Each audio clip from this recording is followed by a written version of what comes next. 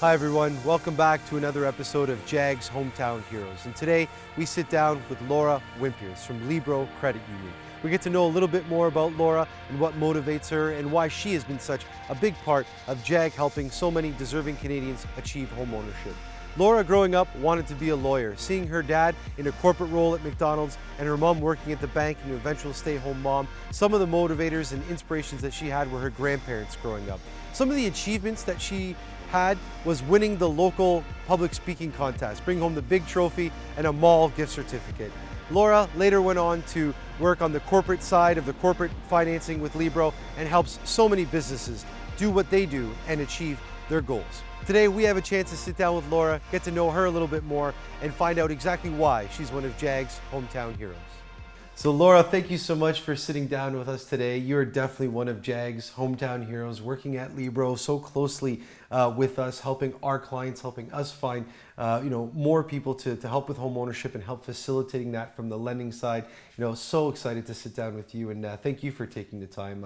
Laura Wimperis, one of our hometown heroes. Awesome. Well, thanks so much for having me. Excited to be here today. Yeah, absolutely, absolutely. So, this is actually funny. It's the first time we're actually meeting in person. Over the last little while through digital and Zoom and all those types of things. Technology's made things a little bit simpler. But this is really great, actually sitting down in person and getting to know you a little bit. Obviously, we had a little bit of prep before the interview, but before you were at Libro and you're doing what you're doing now. What did you do before? How did you get to that point?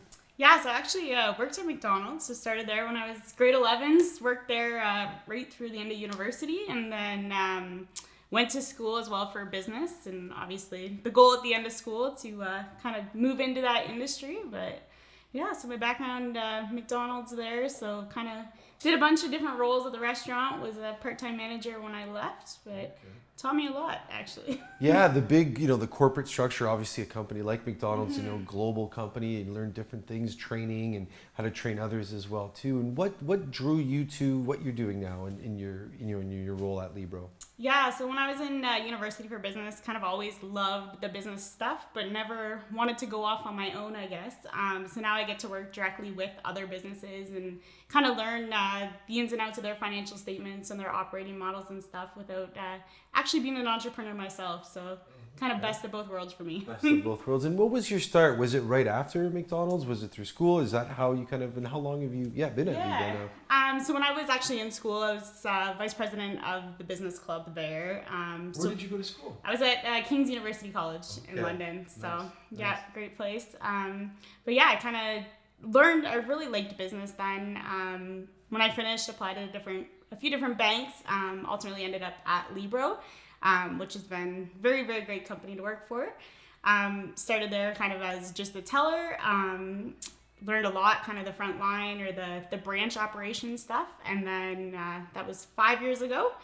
And then kind of moved into more commercial side of stuff about 3 years ago now. That's fantastic. That's fantastic. And you said, you had a love for business, president of the business club. Who were your influences as you were, either at McDonald's going through university and then obviously getting your start? Who were some of the people that influenced you to kind of go that route? Like, how come you didn't become a scientist? What were those influences like? Yeah, and it's funny because actually one of my bigger influences, one of my mom's friends who's actually a lawyer, and just kind of learning from the corporate world, and law was something that I was interested in before as well. And you just kind of meet different people or find what works for you, or what, I guess, in that sense, what classes I enjoyed and hated going to. And that's kind of where I found, I guess, my passion for just the business side of stuff. That's awesome. So that was, a family friend that was on the law side. I know, we were kind of going back and forth, that was what your main draw was. You wanted to be a lawyer at first. Was there, a specific book or maybe someone in a class or maybe a professor that kind of guided you that way? Yeah, so actually there was a professor. I had him for first year of business, and he was very hardcore guy, and obviously scared me a little bit back then, but then kind of always pushed you to solve problems or think about things differently, and think outside the box. And then by the time I was in fourth year, I took as many classes as I could with him. So there was a term when I had 4 of my 5 courses with him, and just someone I really looked up to, even today as well. Oh, that's fantastic. You mentioned, pushing beyond your fears and some of the apprehensions. Obviously, being in business, working for a company, looking at, the things that you do. What were some of your early fears or apprehensions that you had maybe about the business world? Can I do this, or what should I be doing? Obviously, working within a huge company like McDonald's and then Libro, it's giving you that sense of security. But what were some of the fears that you had, or apprehensions? Prior to, I guess, my role at Libro, like a lot of it was like all of the Libro team, and it was kind of, I guess, the reflection of all of Libro. Whereas now, where I work directly with clients, it's kind of all on me. So I'm basically the face of the company, I guess, to the people that I deal directly with. So some of my early fears were just around, like, I guess, being taken seriously. And now you have this younger girl fresh out of school, like, is she going to know business type of stuff? So there were definitely some challenges at the beginning there, but kind of learned what works for me, what wasn't working, and kind of how to earn that trust and loyalty from people. Yeah, and getting that experience, right? Proving yourself, right? Everything that you had, learned in school, applying that to that next role. And was there any point that you're like, okay, wow, like there was a big deal, or a certain maybe promotion or job that you got, or any point that you felt like, wow, okay, I've made it, or I've achieved, or gotten my first win or big win? Yeah, just kind of even moving into the commercial space, like job experience wise, it was kind of, you need 5 to 10 years experience in this direct line of work, I guess, or in the commercial and ag space to even get in. Okay. So I had some people that took a chance on me, and I'd say it worked out. Okay. Well, that's good. That's good. So that, basically you got that time in, you got that big win, you were able to prove yourself to amongst those peers that moved your way into now to the commercial and agricultural side of things. Exactly. Wonderful. Yeah. So those, let's go back to those early struggles you talked about, maybe, being a female in an industry that, primarily might have been male dominated. Were there tough days that you had? You're like, oh no, I don't know if this is going to be a long-term. Talk to me a little bit about that. Yeah, so definitely some struggles there. Some hard days. I mean, you deal with so many great people, but then at the end of the day, I seem to remember the ones that didn't go as great or didn't go as planned, and you kind of dwell on those. Whereas now I'm a lot more aware of, I guess, that sort of stuff. So of course, there's always going to be obstacles throughout a day or throughout different relationships, but just kind of figuring out how you can turn that into a more loyal client at the end of the day, and how you can kind of move forward and make it work. Yeah, being adaptable and learning from those experiences. So, were there certain things that you did differently, or skills that you acquired or maybe improved on, after those types of struggles or experiences, and how did you were able to adapt after that? Yeah, and I think not so much just a skill, but just more or less learning personalities and what certain people like. Some people like an update every step along the way, whereas others are like, just get back to me kind of when it's all done.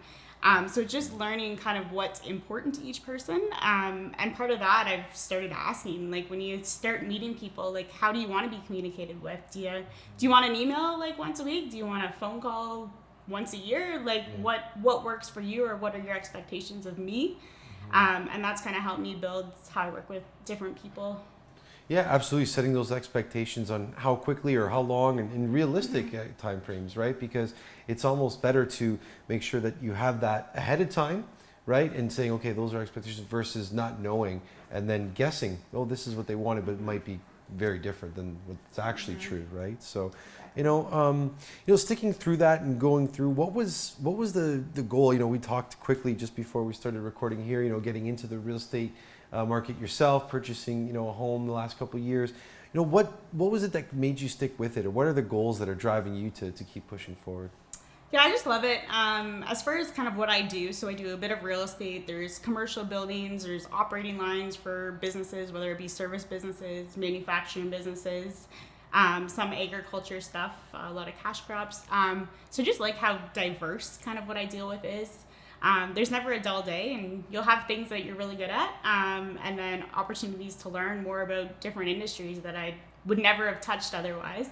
That's cool. And kind of looking forward to, like, once COVID's behind us, and kind of go out and see people again, just to kind of see some of these cool businesses that I'd never have exposure to otherwise. Yeah, absolutely. Yeah, sitting down together and talking and meeting face to face, and actually getting really involved in those businesses, understanding how they're working. Obviously, from the financing department, it's a huge piece for you to understand, so that you can make the proper decisions, right? That for you and your clients, and then obviously for the company as well.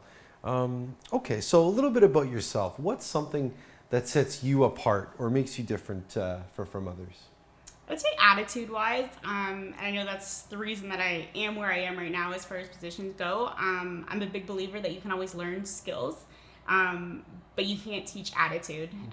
So I would say that's one thing that sets me apart, just kind of going in, looking at things to kind of, I guess, see full perspective, but also with a positive outlook, and situations that don't go well, taking time to reflect on those and kind of see what you could do better so that you can kind of continue improving. That self-awareness, Yeah. that self-reflection, taking a look back and having that positive attitude of that's moving forward, learning from that experience. That's great. And how about something that comes naturally to you that is maybe something that's difficult for others? I would say time management. I'm very good at prioritizing stuff. Okay. Sometimes I guess the part that I struggle with on the back end is setting the expectations for things that aren't the highest priority, Okay. and kind of why those get pushed off. But as far as like time management, I've learned that you can't spend forever on kind of some of the smaller things, or the simpler things, whereas you really focus your time on like the more complex thing, or talking to people and kind of understanding business from that sense. I love that. Is there like a tip or advice for maybe someone that's struggling with time management, or busy people? We're all busy in different ways doing different things. Is there something that you do maybe daily or every week, or do you look at your calendar? A tip that you could share for time management?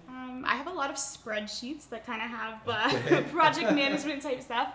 But one simple thing is just my to-do list. I've started putting time beside it. Like, this task will take me 5 minutes. Oh, wow. Okay. And then you can easily kind of look at it and say, well, this is a bigger one. Let me set aside an hour this afternoon to look at it. Whereas I can knock these 5 things off real fast, because they're only going to take 5 minutes each. I love that. The to-do list evolved a little Yeah. bit. To do and how long it's going to take, right? Yeah. That's right. That's right. Somebody once told me of call it to get done list, not to do, Yes. get done, right? Or I guess it's all the way you frame Cross it. it You off. talk to attitude, absolutely. So, with the world changing, financing, all different rules, there's so many things that you need to be aware of, and continuing to increase your awareness, what's going on in the market. Obviously working with different businesses on the commercial side now as well.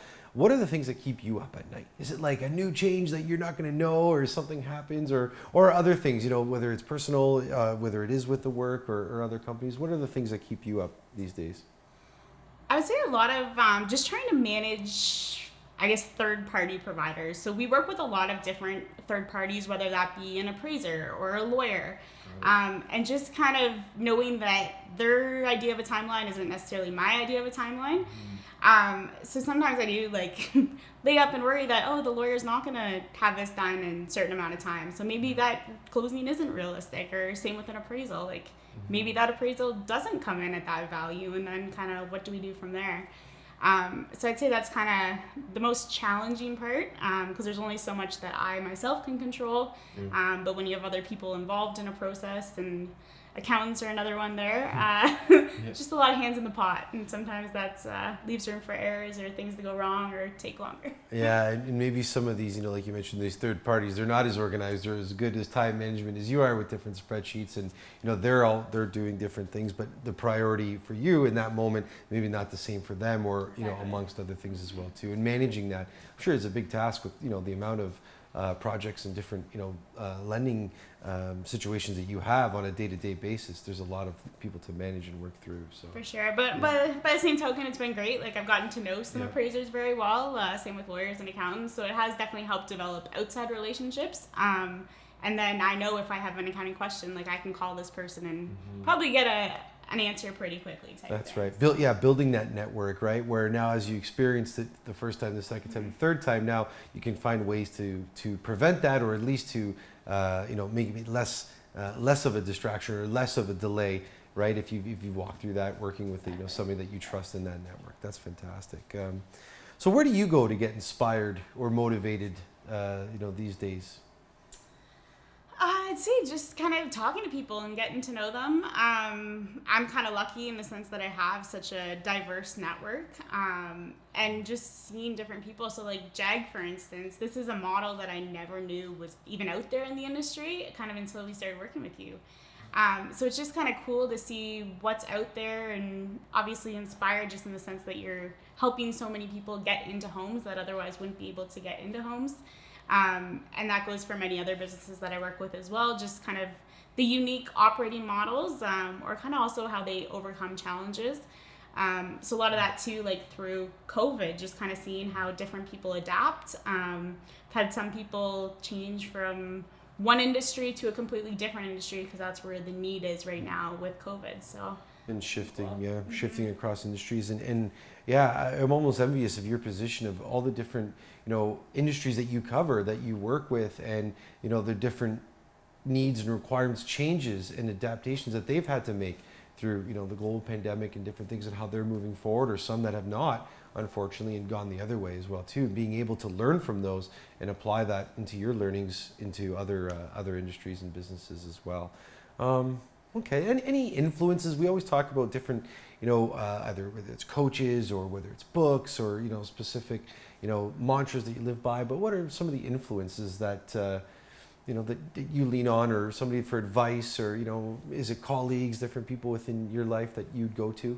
Yeah, so definitely friends. They'll always be the most honest ones. So yeah, I definitely work with them. But as far as, I guess, going back to work life, so I've had the pleasure of kind of going through a mentorship program with Libro's CEO. So it's cool to just kind of learn and see what he sees for like working for the same company compared to what I see from my position. So that's been pretty cool. As far as just other people that I work with on a day-to-day basis. So my business banking representative, who does a lot of the administrative stuff for me, has been incredible, and obviously someone that inspires me. Just she looks at things totally different than I do. So it's been really great to just kind of see, or I know I can call her anytime and kind of get advice as well.